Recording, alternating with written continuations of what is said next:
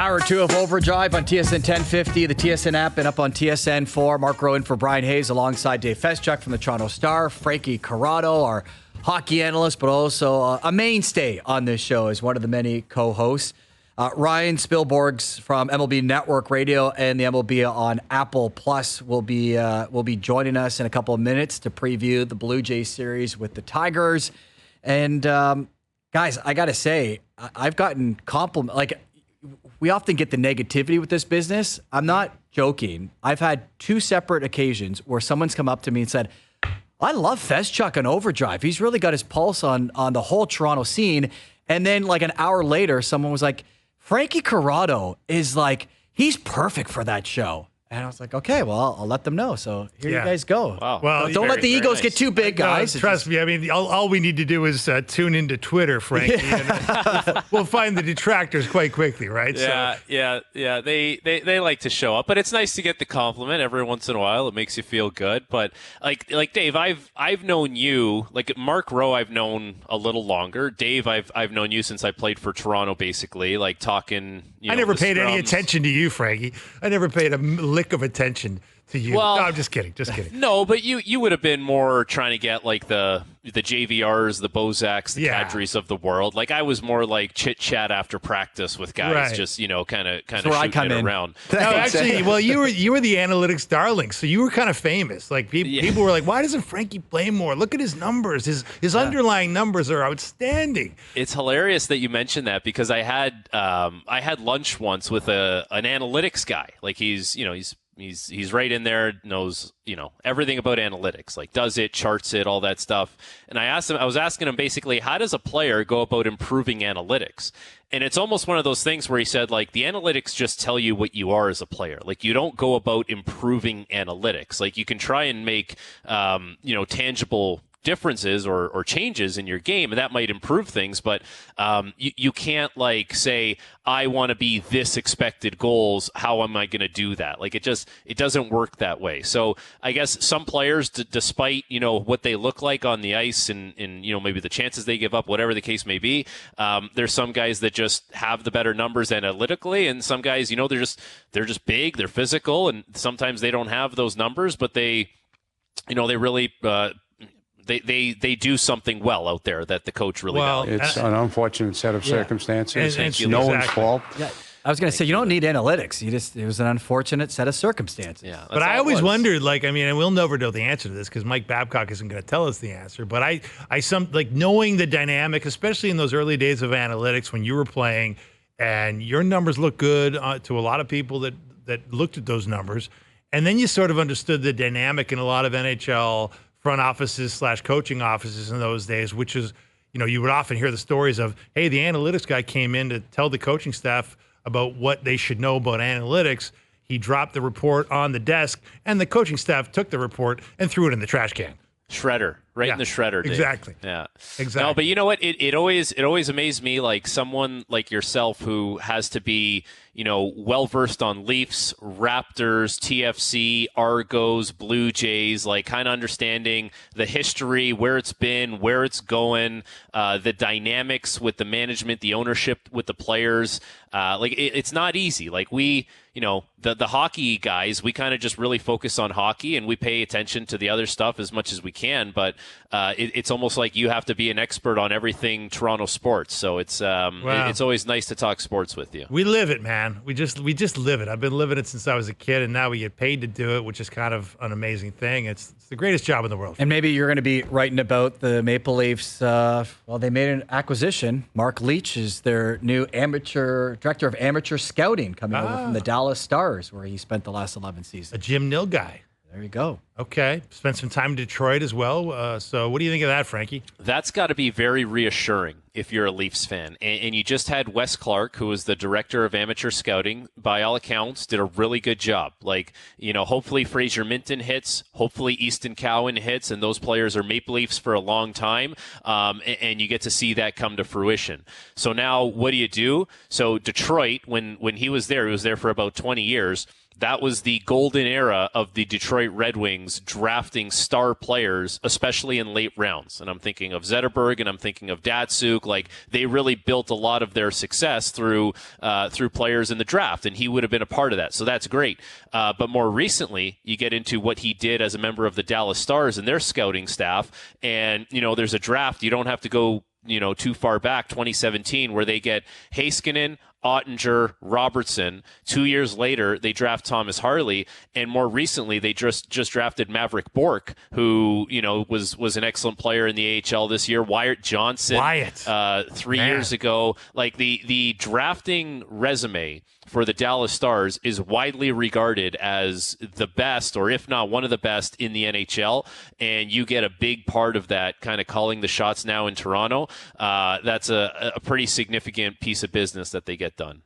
That's huge. You're right. I mean, Dallas has absolutely hit it out of the park in terms of, there was a time there where you thought, man, they're going to have a hard time bridging the gap from the old wave of guys, the Sagans and Bens, to the new wave. But man, they've been able to. They are one of the, if not the deepest team in the league in a lot of ways, and it's in a lot of ways through their ability to find guys and then convert them into NHL players really quickly, which is not easy to do, as we found out in Toronto, where the next wave just hasn't shown up. Well, let's table that. We'll talk draft, and I know we got to get into some baseball stuff because the Jays haven't exactly been the best drafting team. They just went through the draft, and our next guest will be calling Friday's game against the Tigers here in Toronto. Joining us on the Maple Toyota Hotline, Ryan Spilborghs. And Ryan, it's great to have you on the show. We were just playing a clip from an IndyCar driver in the last segment about the traffic and how he had to take a bike and then run to get to his media availability. We've been told that you're in the city. Have you gotten to your hotel? Are you okay with the traffic in the city so far? I'm already on the waterfront. Yeah, we stay in the Harbor Circle, and I usually just throw my bags. I love Toronto. I usually throw my bags in my room, and then I throw on my running shoes, and I go for a run. So I ran as far as I could until you guys called. Awesome. So I'm enjoying it. Good to hear. I love the positivity. Hopefully we can keep that going with my next question. How do you view the Blue Jays, given how the season has gone and how they try to figure out the identity of this team and how they get back to being a competitive one in the American League? Yeah, there's a lot of prongs in this one. I think there's a ticking clock. Every good action movie has a ticking clock. So I think what's going to happen right now, if you're Ross Atkins, if you're Mark Shapiro, if you're the ownership group, Sportsnet, you have 2 weeks. You have 2 weeks. You want to see something because you're going to get finality one way or another. There's been a lot of criticisms this offseason of Toronto and the direction that they had. And you guys will probably answer this much better than I can. I think from my perspective, from a national perspective, especially doing radio on Sirius XM, covering the entire offseason, we heard about two separate possibilities for the Blue Jays, the Ohtani budget and the non-Ohtani budget. And what happened, and I hate bringing up the past and, the what if, but, not landing Ohtani created this little ripple effect where you don't really spend the money that you could have or should have to improve the roster. And, I don't know if it was ownership directing the narrative on how much you could spend, but the money that was spent was not money well spent, right? Like Isaiah Kiner-Falefa, I love the baseball IQ, but he's not a high OPS guy. You guys really are missing out on Teoscar Hernandez, right? Like, you saw the deal he got with the Dodgers, and now he's a home run champ, and you saw Vlad Guerrero and how happy he was to see him. I mean, this Blue Jays team really needed power, and they went for defense. They went defense first, and so now you have 2 weeks to see if this version works, where everybody up until, last month for Vladdy has been underperforming. So I don't know. You guys tell me. I mean, did it bother you that there was this rumor that there's two separate budgets for the team? And if so, I guess the second budget is you got what you paid for. Mm-hmm. You know what, the two separate budgets thing, I can't say that bothers me very much because this team is in the top, 10 in payroll in the MLB, and that hasn't always been the case in Toronto. Like, ownership is spending the money here. The money just hasn't been well spent. And, it almost feels like the success of this team in the long term or even in the short term is going to kind of hinge on two guys and what they want to do, and that's Vladdy and that's Bo Bichette. And, you're on the national beat, so you kind of get to have the larger scope on things. How are those two guys viewed in regards to the rest of the league's superstars? Because in Toronto, those guys are meant to be superstars, but I'm not exactly convinced that they are when it comes to the national view of things. Yeah, so we've had this love affair of both Bo Bichette and Vlad Guerrero. Now, I'll start on Bichette for a second. I think Bichette's been hurt all season long. I think part of the reason, you don't leave the American League in hitting. You're not one of these elite bat-to-ball skills guy, and then all of a sudden just go in the tank. The other thing is both guys are under contract for multiple years. So you don't have to trade them, right? You do not have to. And you don't, to be honest, I've said this time and time again as a former player, what's the incentive for a player to get an extension right now? Why can't you just play? So, I've always been in the camp of, I get it, you got this extension that you have to sign with these guys. Well, yeah, that will come when you perform and you play out the contract. So I don't see an expiring contract for Bo Bichette or Vlad Guerrero as being like the reason maybe they're not performing. I think what happens now is, one, are they both healthy? If they're both healthy and they're getting this performance, then we have a problem. I think in the case of Bichette, he just isn't healthy. So you're getting poor performance, and if you're going to try to move him, right now, I think that's ill-advised. So the entire league sees them as really good players. Whether Vlad Guerrero, now I'll speak on Vlad, is Guerrero the 2021 version where he's playing in multiple minor league stadiums, putting up these monster numbers, or is he the guy that's been slightly above league average like he has in every other year of his career? Is he a superstar MVP, or is he just like a really solid all-star level first baseman? If that's the case, there's two different values there. So, I would love to see these guys do well. I really do. I think when Toronto is relevant, when Toronto is a team that's to be reckoned with, it makes for such an exciting fan base. There's not another team in Major League Baseball that has an entire country backing them. So it's really fun to watch Toronto when they're at their peak, but they're nowhere near their peak. And then I don't think they're anywhere near getting their peak value. So you're in this, like I said, you're in a 2-week countdown to some really tough decisions that are going to alter the franchise. So Ryan, yeah, that's the obvious, near-term issue here. They got to figure out what they're going to do before the trade deadline in less than 2 weeks, and they got to, probably trade a bunch of free agents. Yusei Kikuchi probably tops that list. But, given the way you see it from 30,000 feet outside this market, is there any way you can see a path where they could regroup after, trading what they trade at the deadline? Do you see a path for them to regroup and actually bring back a team next year, assuming all good health? Let's say Bichette, let's give Bichette the benefit of the doubt and say that he's fallen through the floor because he is hurt. We don't know that, but let's say it's true. Do you see them actually being a team that could be a respectable playoff-type contender next season, or do you think they've got to make a more drastic move and maybe start retooling here with an eye toward restocking the farm system? Well, I think there's ways to do both. I think you bring up the excellent point.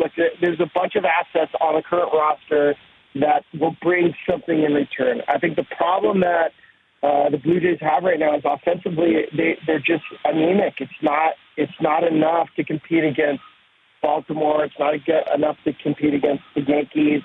A year ago, the bullpen was an absolute strength of Toronto. They had one of the best bullpens in baseball.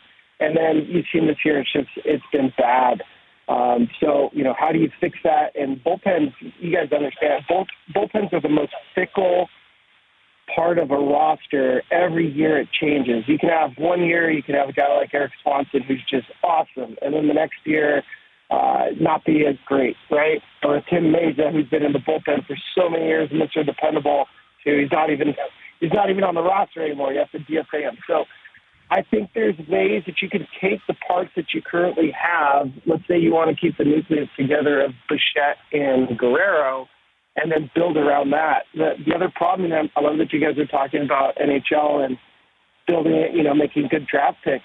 That's the other kind of elephant in Toronto's room is where's the draft and development? Where is the impact players from the minor league system? So you're not having to always go and sign a 38-year-old veteran. Where is from within?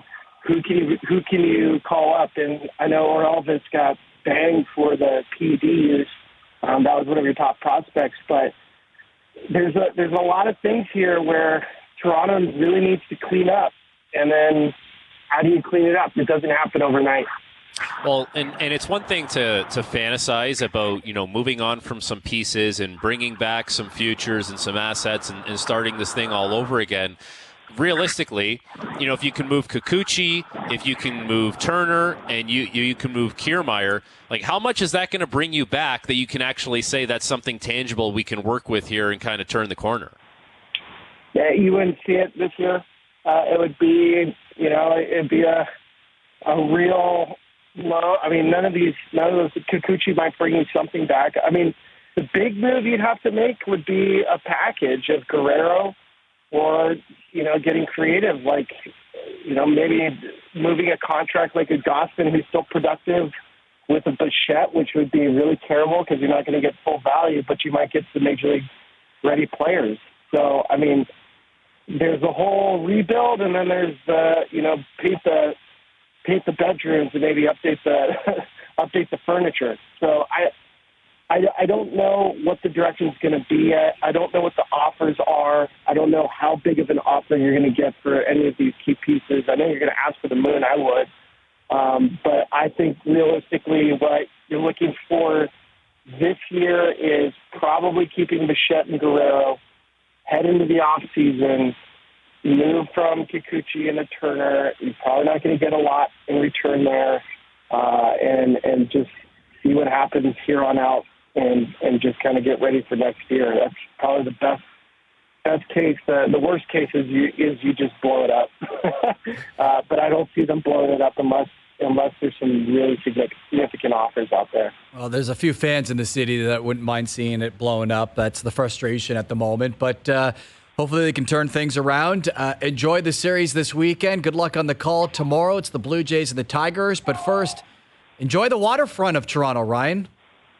Oh, it's my favorite. This is the best run in the entire circuit. Entire circuit. The best run for me as a broadcaster is running the waterfront in Toronto. It's my favorite. Well, we got something to say. All That's right. Awesome. Ryan, appreciate you joining us today.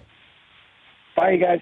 There you have it. Ryan Spilborghs, who joined us on the Maple Toyota hotline. Check out Maple Toyota's huge truck and SUV lineup, including Tundra, 4Runner, Highlander, and Grand Highlander in stock and ready to deliver. Visit mapletoyota.com. He brought up a lot of options for the Blue Jays. I don't know. It's tough to see which one kind of leads to success quicker because, as Frankie kind of pointed out, the most likely guys to go are not fetching you the return where you're seeing any kind of difference now, and you might not ever see a difference. It's just so tough with rentals. Right. And, I think one of the things that has come to light here, and it probably has to do with the fact that we just went through the MLB draft, is that this management group hasn't exactly drafted well, because that could have solved a lot of the problems here. If you had internally brought in some good players, developed them through your minor league system, and now you had them ready to play. Like, I know you weren't picking high like the Orioles were, but there are consistently teams that seemingly draft well, develop well, and those players are making contributions. The Jays they're not part of that group. And for a management team that is kind of, searching for its thing, its identity as far as what what their strength is.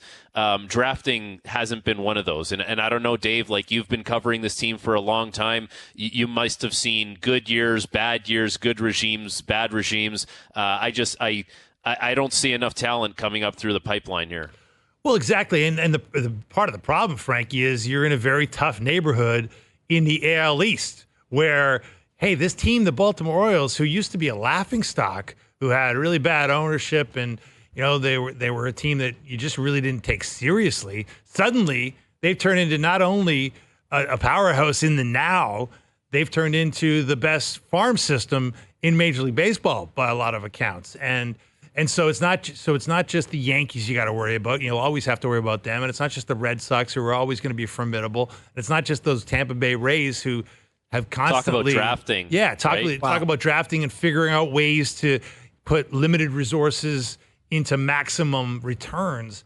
Man, you suddenly you look a lot worse is what I'm trying to say. When you're playing amongst those big boys who figured out a lot of things in various different ways, suddenly Mark Shapiro and Ross Atkins look like they're, punching up a weight class and they're getting pummeled. Well, and in baseball, it's so tough to build off of 2, 3, 4 guys. And when those 2, 3, 4 guys aren't quite as good as you're hoping in Vladimir Guerrero and Bo Bichette and Alek Manoah, well, at a time it was going to be Biggio and Biggio, exactly. Like you were building to win now. Like they should be contending for a World Series now and last year and the year before. And so when you don't meet those expectations, then suddenly you start looking at the farm system, which when you're winning, you don't care about the farm system. And what little prospects that they have that you can be excited about are either hurt or suspended at the moment. Or Elvis Martinez was maybe going to be the one bright spot where he comes up and maybe he shows that he's got some pop at the major league level. And it's just like anything that could go wrong is going wrong. And it's tough, guys, not to attach the business side of things to what they will do over the next week and a half now. The schedule for next year is coming out. We all know season ticket renewals are due between now and the deadline. I don't know the exact date, but I know it's before the deadline. The renovations to the building, Ryan brought up the blow it up. There's a lot of fans that, and out of impatience, are saying just blow it up. Let's try to do what Baltimore did. It's tough to do that in any scenario, but especially when you've just thrown hundreds of millions of dollars in an organization, you want to get that money back. Not getting blown up. That is not happening. But it's dangerous now because you're in that middle ground where you're not good enough to compete and you're not bad enough to tank necessarily. I just find it ironic that when Anthopoulos was still here, he was basically scolded as he was shown the door that he had left the cupboards bare. And here we are now, however many years later. What is it, 9 years later, something like that? Mm-hmm. And the minor league system is not exactly highly regarded. The drafting hasn't been great. Like since 2016, we had the numbers earlier in the week, Dave. I think there's 9 first-round picks that they've made. Only 2 of those guys have played, and it's Manoah and it's Pearson. And yes, they've been injured. That's the reality. But there's other players that could have been drafted that could have progressed. And so Anthopoulos was scolded, and the team is nowhere near as good as it was when Anthopoulos left. So and they didn't really back up their words. It's funny because they were on the opposite end of things in 2015 when they were the ultimate buyers, right? Mm-hmm. And did any of those prospects turn into anything? Right. Like, so for sure. Did he leave them with a bad farm system in at the end of 2015 season? Of course, because he was going for it. And the fan base was happy about that. On the field, they were close to reaching a World Series. But it's not as if the moves that Alex Anthopoulos made lost him out on a blue chip prospect. It's not like he traded Mookie Betts when he was in the minor leagues. And he didn't trade Paul Skeens. Right, exactly. And if anything, and it's easy to point to it now, but the Dalton Varsho trade has led that their blue chip catcher is now at a different organization. That's 2 days in a row we've brought up that trade, Mark, just so you know. Well, it wasn't me the first time. That's right. That's right. Yeah. Look, it's a tough look on every level, right? And look, you can talk to people around who've been around this organization and looked at it a lot more closely than any of us. And And that's a big concern is like, yeah, there's that whole sustainability thing that Mark Shapiro preached when he came to Toronto and scolded Alex Anthopoulos. He preached sustainability, but he hasn't delivered sustainability in terms of a farm system that can replenish what they're missing at the big league level on a regular basis. In fact, it can replenish nothing. It's really not been any help at all of any significance. But there are a lot of people that say, look, what else has happened over these past handful of years is Shapiro's attention has been diverted. It hasn't been about building the ball club. It's been about building facilities, building the spring training facility down in Dunedin, rebuilding the dome to the tune of $400 million. Well, that's bucks. an indictment on Atkins then, Dave, because if the president is preoccupied with doing the renovations at the Rogers Center and doing the renovations down in Dunedin, that's fine. That's part of his job. But then now the training wheels have come off for the general manager where he has to take a little more ownership of things. And clearly that hasn't happened. And that's a dynamic with those two where, I don't know, like you probably are more privy to it than me and a lot of other people. But it just seems like those two guys have to work in unison. And, the message comes from Shapiro to Atkins, similar how it goes from Ujiri to Webster to, whatever gets done. It doesn't seem like much gets done without Shapiro kind of signing off on things. Okay. It's a problem. Yeah. July 30th, trade deadline. Friday, the Blue Jays will resume the unofficial second half of the season against the Tigers here in the city. And in the city this weekend, the Honda Indy is going on. Scott Dixon, I have to think, loves coming to this city because he's won the race 4 times. He's going to join us when we return on Overdrive as we continue on TSN 1050, the TSN app, and also up on TSN 4. Overdrive continuing on TSN 1050, up on the TSN app and on TSN 4. Mark Rowe alongside Dave Feschuk and Frankie Corrado. Another busy weekend in the city. The Blue Jays are back in town, and also the Ontario Honda Dealers Indy Toronto is going on, one of the staples of the summer for the city. And a guy who I have to assume you love coming to the city, considering the success that you've had at this race. Joins us now on Overdrive, Scott Dixon, 4-time champion of the Honda Indy. Scott, thanks so much for joining us. Thanks for having me on. Who doesn't love coming to Toronto? And for me, it's kind of like my home race because you guys are part of the Commonwealth, So New Perfect. Zealand, Canada, still kind of fits well. But no, it's always a fun race here, and the fans and everybody involved, man, do a hell of a job up here. So it's a lot of fun to come. Another guy. Like? Sorry, Frank. I was just going to say another guy part of the Commonwealth, Lockie Hughes, was talking about the traffic and trying to get to his media availability and how to get onto a bike and then started running. Like, have you ever had to deal with something like that in the city? Always, man. Traffic can be a bit nuts. Auckland back home is pretty typical of that. We base most of the time out of Indianapolis, and Indy's not so bad. But I spent a good probably couple of hours this afternoon in Toronto traffic. You guys have got some gridlocks here, which is pretty interesting. But that's part of it. How much time do you typically spend in the city when you come for the race, and what are the spots that you like to get to when you get to Toronto? Yeah, a lot of it depends, whether sometimes you're coming with family. I came out with my daughter today, so, a typical Wednesday or Thursday, depending on media requirements as well. Sometimes you have, a media day, that's before the race weekend, so you'll come in a little bit earlier for that.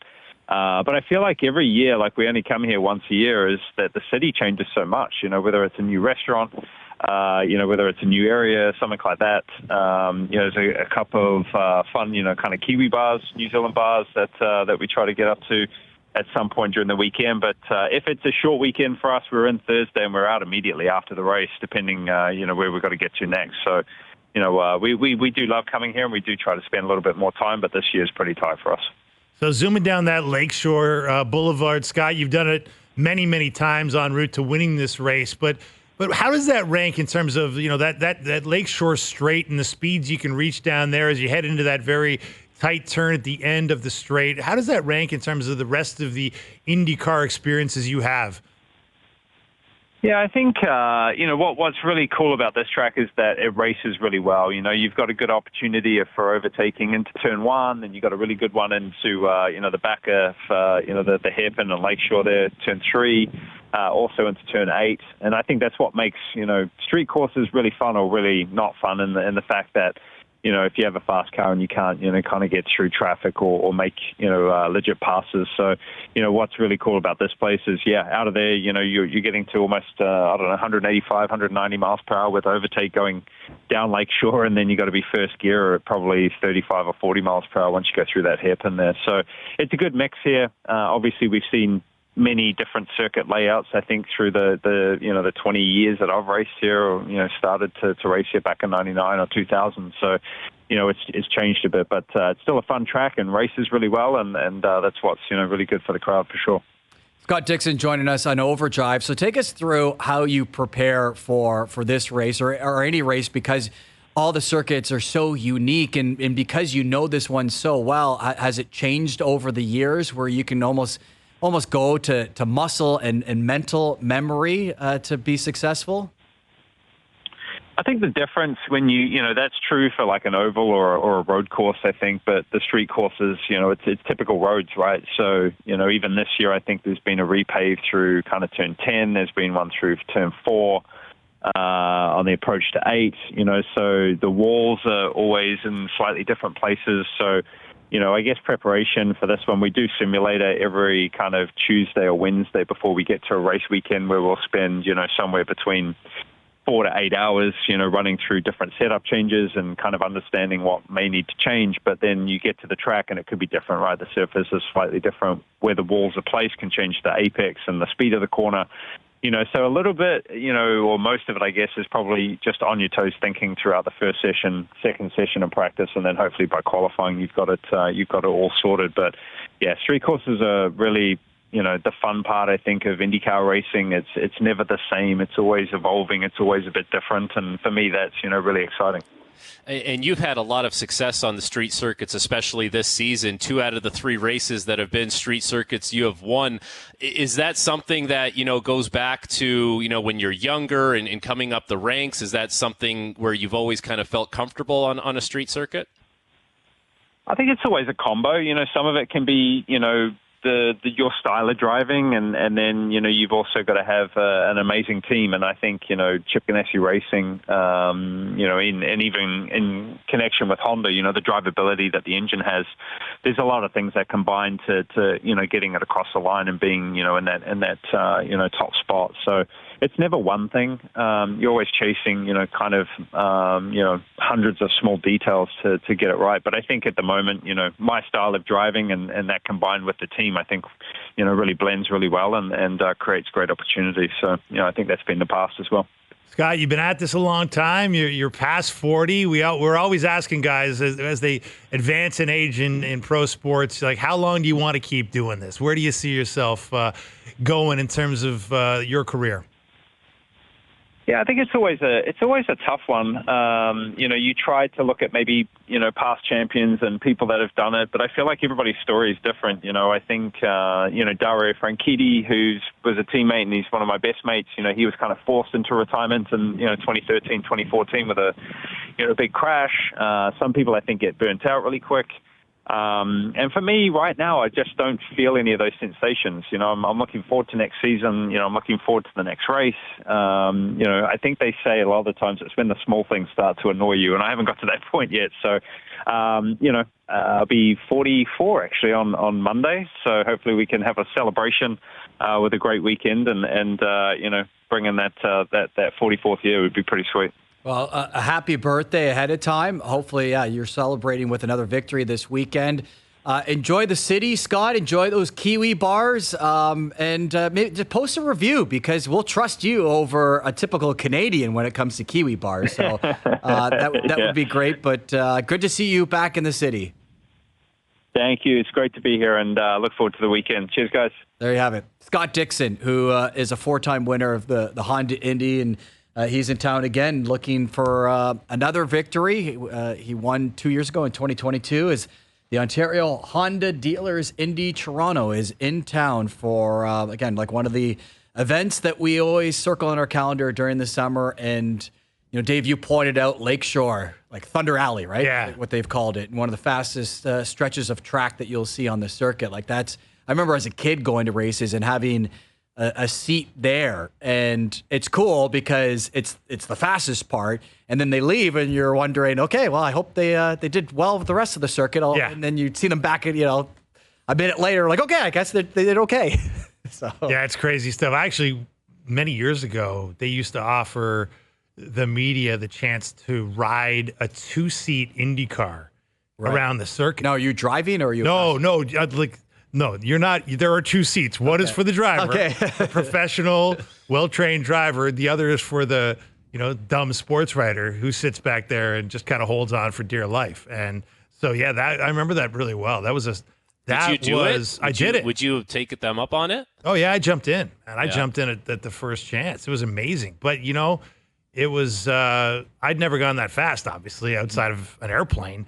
And the thing that really strikes you is, like, you were essentially on the ground. Yeah, you're so low. Those cars ride so low, and the seat is not padded. Okay, like your tailbone takes an absolute beating, and every bump on that, like on Lakeshore Boulevard, we know there's a few potholes, a few bumps.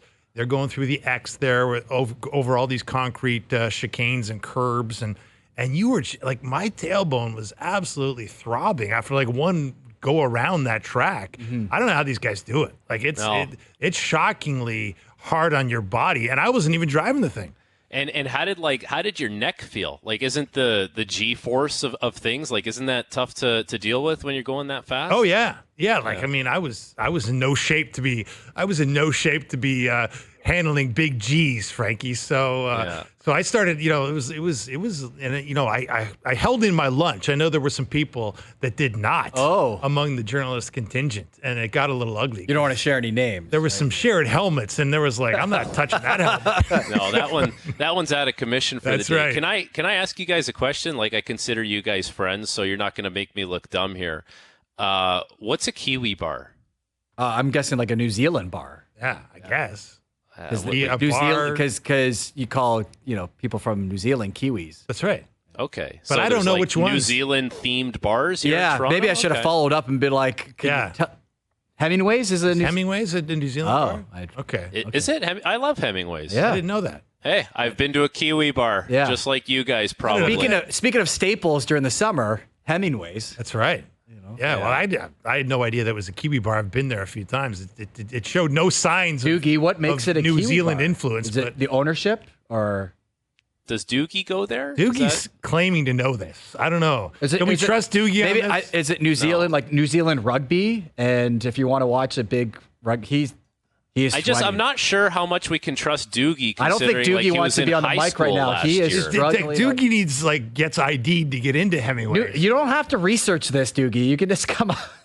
It's just a feel thing, Doogie. You either know it or you don't. Yeah. You don't need to. It's probably derived from the owners. Okay, all right. And they brought it here to Yorkville, and it's beautiful. I just love how you said old. Probably. Yeah. It's probably. I'm imagining. Just go with it, guys. That's right. You won't sound like idiots. We've all been to Hemingway's, right? It's a good spot. Great spot. Yorkville, yeah, all right. Nice. All right. We've been to a Kiwi bar. Look at us. Yeah, well, hey, the guy, I thought it was named after Ernest Hemingway, like the writer, but I don't know. He lived in Toronto at some point. Maybe it's one of those things where you have like Manchester United bars and Arsenal bars, and this is like a New Zealand, watching the All Blacks playing rugby. Clearly, we should have followed up on this question. Yeah. I think we all just nodded our heads. We all just nodded our heads. We're like, yeah, Kiwi bars, cool. Like, I don't know what a Kiwi bar is. Like, we didn't follow up on that. Yeah, we text him. You got his number there, dude. You text Scott Dixon. Ask him favorite. Where are the Kiwi What's his bars? favorite Kiwi bar in the city? Will do. Okay. Will do. Thanks, Just Doogie. to be like, my host is an idiot. He doesn't know how to conduct an interview. He should have followed this up. We apologize that we're so unprofessional. The main guys will be back soon. You know what we're guilty of now, Death Row? What's Yesterday, when Doogie smiled and nodded and said, yeah, I watch Champions Hockey League, and we just knew it was lied to our complete face. BS, and he lied to our face. We just kind of did that with like, oh, yeah, Kiwi bars. Yeah, sure. Did that really we know happen, what boys? that Did is. it happen? Yesterday? 100% it happened. Yeah. Where Frankie, because we were talking about Champions Hockey League, and he looked at Doogie, and he was like, you watch it? He's like, yeah. And we're like, really? He goes, no. Name a team. No, exactly. Name one team. So I said, outside of it being hockey, what do you know about it? And he was like, nothing. All right. Not a boy, Doogie. Okay. All right. Doogie's taking it on the chin here. Yeah, it's okay. A little too much here, boys, but that's okay. Sorry. I apologize. I didn't realize Hayes was so nice to you. The younger generation is very sensitive. We got to be careful here, fellas. Coming up in the 6 o'clock hour, Diana Rossini is going to join us. She's the senior NFL insider for The Athletic. Plus, we're going to go around the table, and I'm going to ask you guys what you were doing at the age of 14, because there was a certain soccer player who was doing some big things yesterday as a 14-year-old. So we'll get into that as Overdrive continues. We're up on TSN 1050, the TSN app, and also on TSN 4. All right, I've been told this is a JP request. Doogie was playing all the oldies yesterday. You missed that. Like, he was going deep. Like, got an old soul. Like Elvis. Yeah. Deep. This is what, Shabuzi? Great tune. Yeah. Nice pick, JP. Yeah. Attaboy, JP. This is this not like a cover of a rap song? It is. Yeah. It is. But you got to listen to this, boys. I was looking at our YouTube channel yesterday, and people were kind of upset that you guys were bashing Elvis.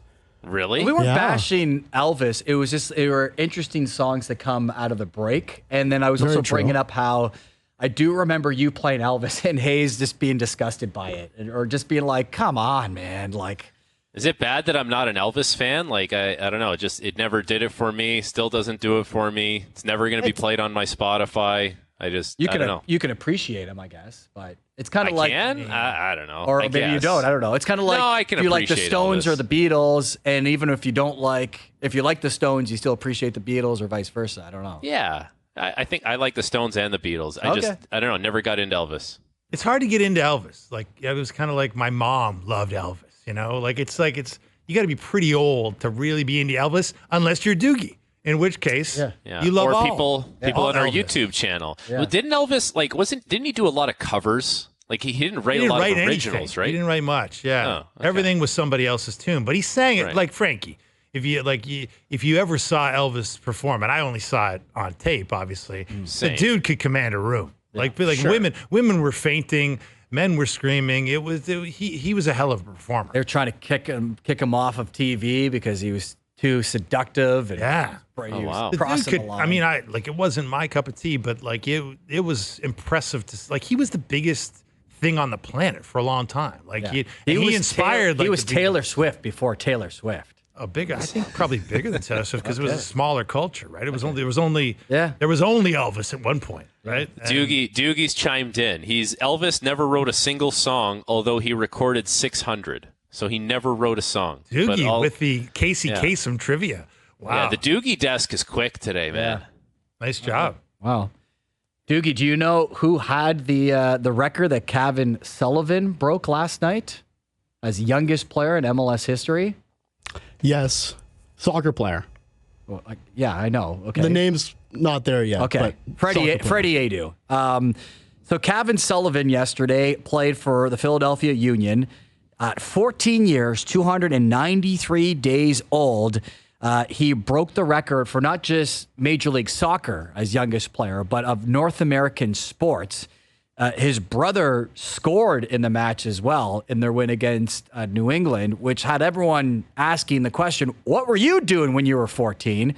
Frankie, you're probably the best hockey player on your team, ripping up AAA. I was not, actually. Oh. I was cut at age 13. Like, I got cut from a team. Like Wow. Michael Jordan Was over here. Babcock coaching that one too? No, it wasn't. It wasn't. I got cut twice in the GTHL, actually. I think I got cut at age 10 and then again at age 12. And then age 14, I went to the Vaughan Kings. That would have been the Bantam year. And I was fine. Like, I was okay. I was just kind of getting by. But that summer, I grew probably like 3 or 4 inches, put on like 10 pounds, actually like got myself in the gym. So at age 14, started training in the gym. And then the next year was the minor midget year. So they call it under 16 now. And things just kind of took off from there. But at 14, I was just kind of playing hockey and I was so. I definitely wasn't the best player on my team at that age. And that's why he turned into such a good athlete, right? Like the late bloomers. It's like the Chris Tanev story. He had a very similar story, right? Like Chris Tanev never made any teams in the GTHL for a ton of years, and I'm pretty sure Chris and Brandon Tanev at one point had both stopped playing hockey. Yeah. Like for at least a year, maybe 2. And I remember when Chris actually was playing for the Markham Waxers in the OJ, and then he ended up going to RIT, spent 1 year there. That team went to the Frozen Four. He had a monster of a year, and then he ended up signing with Vancouver. A year later, he's playing in the 2011 Stanley Cup Final. Like, he had split that year with the Manitoba Moose in Vancouver, got called up a little bit. They had so many injuries in the playoffs. Then they had the Aaron Rome suspension. Next thing you know, Chris Tanev, who was at RIT, who was playing for the Markham Waxers 2 years prior to that, is in Game 7 of the Stanley Cup Final. Like, a wild sequence of events. Now he's coming home. Well, it's kind of interesting, though, Mark, because you bring up this Kevin Sullivan, who's, all of 5'7", 150 pounds, 14 years old, and he's obviously a prodigy, because how else do you get on a field among men if you're not a prodigy? But like, and I know it often discourages younger athletes, right? They say, well, that guy made it at 14. I'm 14 and I stink. And yet, so often the guys who actually do really well, they're a little slower to build. Well, and he's got a deal to go to Manchester City when he's 18. Wow. And it'll be interesting to see what he does in 4 years, if he can actually, because he could, let's hope this is not the case for him, but his growth in the sport could be stunted. And this is like the best that he ever gets. Like the Edu brothers were supposed to be, the biggest stars in the sport. Right. And they had good careers, but they were not Lionel Messi like they are propped up to be. So pretty big story in MLS. Lots of stories in the NFL. Diana Rossini is going to join us next. She's the senior NFL insider for The Athletic as Overdrive continues on TSN 1050, and we'll be switching over to TSN 2.